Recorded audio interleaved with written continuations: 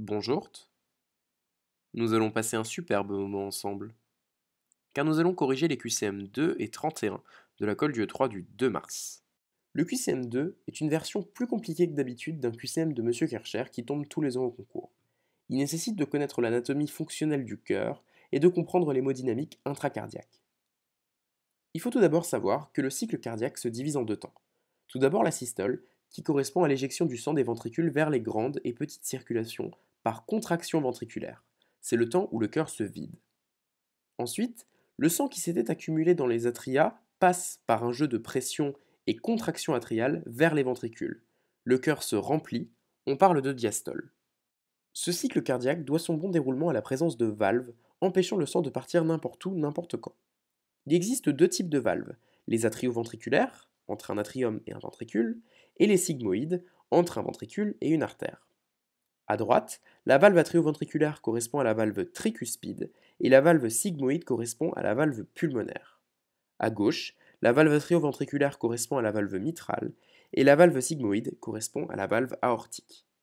En systole, le but est de faire passer le sang des ventricules vers les artères et non des ventricules vers les atria. Les valves atrioventriculaires sont donc fermées en systole, alors que les sigmoïdes sont ouvertes. En diastole, c'est l'inverse. Le sang doit passer des atria aux ventricules, mais sans aller tout de suite dans les artères, sinon le cœur il se mettrait à pomper dans le vide. Les valves atrioventriculaires sont donc ouvertes en diastole, tandis que les sigmoïdes sont fermées. D'un point de vue pathologique, deux affections peuvent toucher les valves. Elles peuvent être mal ouvertes, on parle de rétrécissement, ou mal fermées, et dans ce cas on parle d'insuffisance. Dans les deux cas, elles entraînent un flux de sang dans un passage trop petit, de trop petit diamètre, ce qui augmente le nombre de Reynolds, cause des turbulences et entraîne un souffle à l'auscultation cardiaque. En cas de rétrécissement, la valve n'est pas assez ouverte. Or, les valves atrioventriculaires sont normalement ouvertes en diastole, donc un rétrécissement mitral ou tricuspidien entraîne un souffle diastolique. Les valves sigmoïdes sont normalement ouvertes en systole, donc un rétrécissement aortique ou pulmonaire entraîne un souffle systolique. En cas d'insuffisance, la valve est mal fermée et elle est à l'origine d'une fuite. Les valves atrioventriculaires sont normalement fermées en systole, donc une insuffisance mitrale ou tricuspidienne cause un souffle systolique, alors que les valves sigmoïdes sont normalement fermées en diastole, donc une insuffisance aortique ou pulmonaire cause un souffle diastolique. Pour en revenir au QCM, on va appliquer une méthode systématique. Tout d'abord, on se demande ce que c'est l'insuffisance. Elle correspond à une valve mal fermée. Ensuite, on se demande ce que c'est la valve mitrale. Elle sépare l'atrium gauche du ventricule gauche, elle est normalement fermée en systole.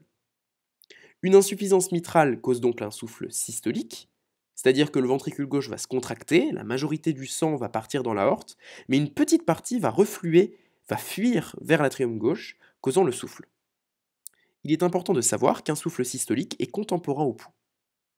Ensuite, on applique le même raisonnement et on se rend compte qu'une insuffisance tricuspidienne et un rétrécissement aortique causent tous les deux un souffle systolique. Pour la sténose carotidienne, il faut savoir qu'elle correspond à un rétrécissement localisé du diamètre de la carotide. Elle cause un souffle systolique car le débit sanguin doit être suffisamment important pour créer des turbulences à l'origine du souffle. Donc au final, A, B, C et D sont vrais.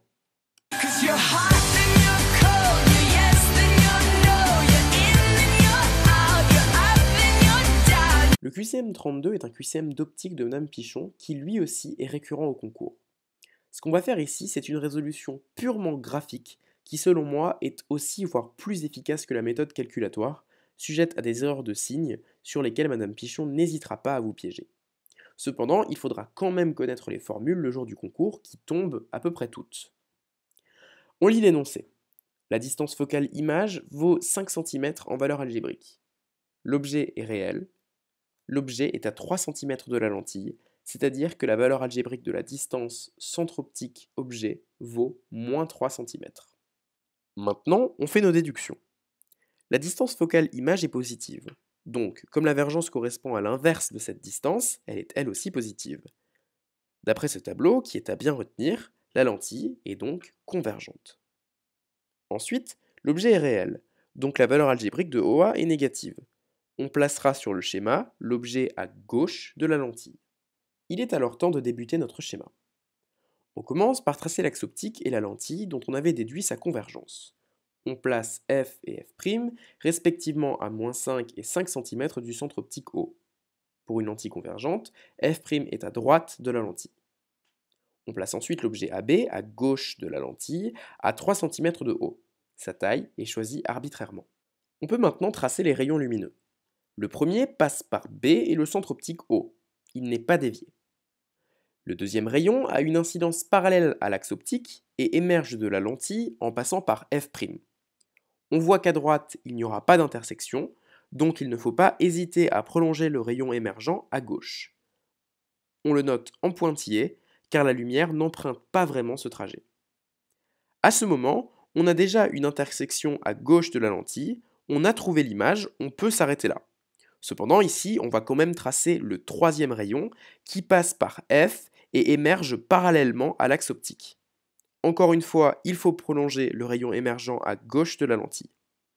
On place B' à l'intersection des trois rayons émergents et A' va correspondre à la projection orthogonale de B' sur l'axe optique. On fait alors plusieurs observations.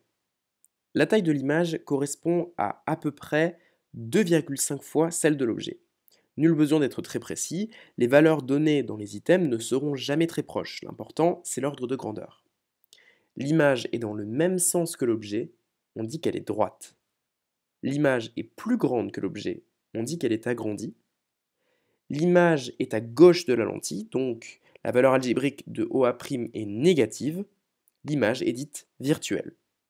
Si on se focalise sur le grandissement gamma, rapport entre les valeurs algébriques de A'B' sur AB ou OA' sur OA, comme l'image est droite, gamma est positif. Et comme l'image est agrandie, gamma est supérieur à 1 en valeur absolue. Comme on avait vu que l'image était à peu près 2,5 fois plus grande que l'objet, on en déduit une valeur approchée de gamma égale à environ 2,5. On revient au QCM. L'item A est faux car incohérent. OA' est négatif en valeur algébrique puisque l'image est virtuelle. L'item C est faux lui aussi car l'image est agrandie.